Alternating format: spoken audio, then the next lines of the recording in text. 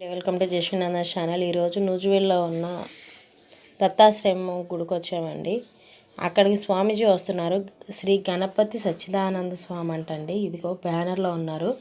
ఆ స్వామి వచ్చారు. ఇప్పుడు ప్రవచనాలు అవి చెప్పడానికి వచ్చారనమాట. ఇక్కడ 2-3 days ఉంటారని తెలిసింది. సో ఈరోజే ఫస్ట్ ఇప్పుడు వస్తారు, అందుకే వీడియో తీద్దామని వచ్చాం. ఎంట్రన్స్లో అయితే వెళ్ళిపోతున్నాం. ఇది రీసెంట్గానే కట్టారండి. ఈ గుడి అయితే ఇంకా కన్స్ట్రక్షన్ ఇంకా ఉంది, సగమే అయింది.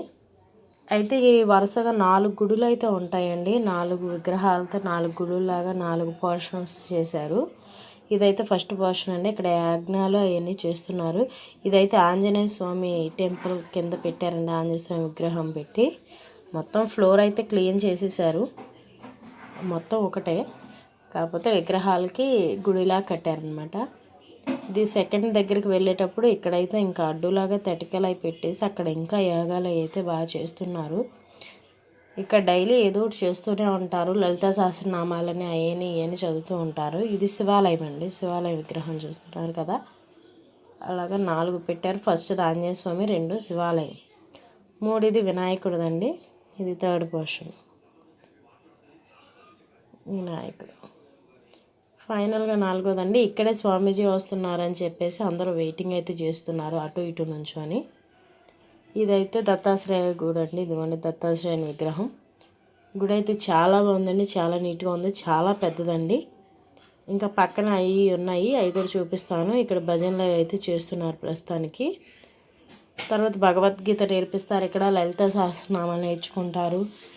అలా చాలా నేర్పిస్తూ ఉంటారు. అయితే చిన్న స్వామి అయితే వచ్చారండి ఫస్ట్. పెద్ద స్వామి ఇంకా రాలేదన్నమాట. గణపతి సచ్చిదానంద స్వామి అయితే ఇంకా రావడానికి టైం పడుతుంది. ఫస్ట్ అయితే ఆయన జూనియరా ఏదో చిన్న స్వామి అయితే వచ్చారు. అందరూ ఆయన కాళ్ళకి దండాలు పెడుతూ దండలు ఇస్తూ బాగా గౌరవించి బాగా లోపలికి ఆదరించారు. చక్కగా లోపలికి తీసుకెళ్తున్నారు. ఆల్మోస్ట్ అందరితో చూసుకుంటూ లోపలికి వస్తున్నారనమాట. నేనైతే షూట్ చేశాను పక్క నుండి. మేము అనుకోకుండా వెళ్ళామన్నమాట. అక్కడ మా లక్కీగా ఇలా స్వామీజీ వచ్చి మేము ఆయన కలవటం జరిగింది. ఇంకొంచెం పెద్ద స్వామి కూడా వచ్చేస్తున్నారు. ఎంతో టైం లేదు. అందరూ ఈయన బెంగళూరు నుంచి వచ్చారేమోనని ఉందండి. ఈయన 1 year అయిందంటండి వచ్చి, ఈ సచ్చిదానంద స్వామి. మళ్ళీ ఇప్పుడైతే వచ్చారు. మేము ఏదో ఇరుముల పని మీద వెళ్తే నూజివీడు, అక్కడ అనుకోకుండా వెళ్ళాల్సి వచ్చింది. అప్పుడు మాకు ఇలా స్వామిని కలిసే అవకాశం కలిగిందనమాట, స్వామీజీని. అందరూ ఫోటోషూట్లు కెమెరాలతో ఫోటోషూట్ చేస్తూ కూడా ఫోన్లతో అసలు ఖాళీ లేదనమాట స్వామీజీకి. శ్రీ గణపతి సచ్చిదానంద స్వామి అండి ఈయన. ఇంకోండి చూసారు కదా, చక్కగా వైట్ గడ్డం వేసుకొని చక్కగా వస్తున్నారు. ఈయన చాలా ప్రవచనాలు అవన్నీ చెప్తున్నారండి. నైట్ అయితే 9:30, 10 అయిపోయింది.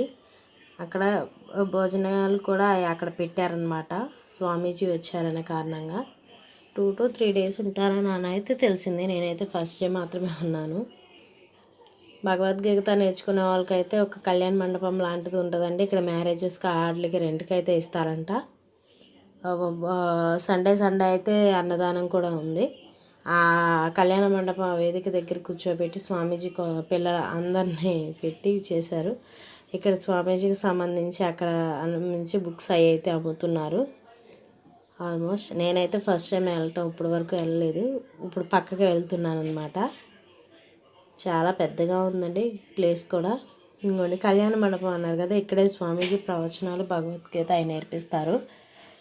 సైలెంట్గా ఉండాలి, మొబైల్స్ ఏమీ ఉండకూడదని కూడా చెప్పారు. చక్కగా మైక్లో ముందు రెడీ చేస్తున్నారు స్వామీజీ రావడానికి. అందరినీ లైన్లో కూర్చోబెట్టి స్వామీజీకి చీర వేశారు. అలా కొంచెం పక్కకి వెళ్తే రూమ్స్ అవి ఉన్నాయి. మ్యారేజ్కి వాటికి ఇస్తే ఉండాలి కదా, విడిదిల్లాలని సంబంధించి వాటికి రూమ్స్ ఉన్నాయి. ఇంకా టెంట్ అవి అయితే వేశారు. అక్కడ